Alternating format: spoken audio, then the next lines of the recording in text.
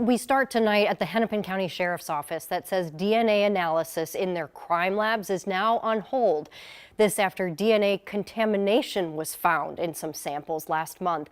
Morgan Wolf is here to explain what they're doing right now to try to get to the bottom of this, Morgan. Hi, Jennifer. The Hennepin County Sheriff's Office is still determining how widespread this contamination is, but say at least 75 samples are impacted. In a statement, they said that it is important to note that because the contamination is due to an unknown DNA profile, no criminal charges or convictions could have resulted from this contamination. But it's still raising a lot of questions for local attorneys. DNA can be evidence that can make or break a criminal case. It's a careful process behind the scenes analyzing it, and that process is at a standstill in one of the state's largest crime labs. You always have to look behind the scenes, and this is a good example of where there's something under the hood, so to speak. Mike Brandt has been a defense attorney for decades. He, along with the public, just learned about an unknown DNA source contaminating crime lab samples in Hennepin County. And the way I understand it is they keep a database of all this information, and crime labs share this information.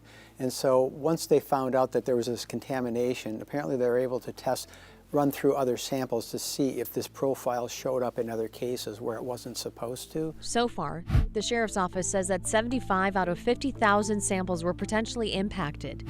Hennepin County runs forensics for 35 law enforcement agencies in the county, along with the State Patrol. In a statement sent to KARE 11, the Hennepin County Attorney's Office said that they are working to identify any affected cases and are collaborating closely with the crime lab. October 14th, I learned from the Hennepin County Attorney's Office that they were notified about this on September 26th.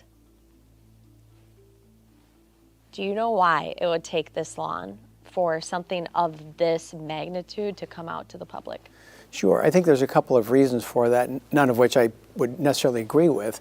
But first off, I think they probably wanted to get their head wrapped around exactly how many cases are we talking? Are they active cases? Are they former cases where people might have been convicted based upon DNA? It's fine now that they're being transparent and they're notifying everybody, but it always puts a little question in the back of your mind. Had this not been brought up by the media, how long would it have gone on before they notified defense attorneys?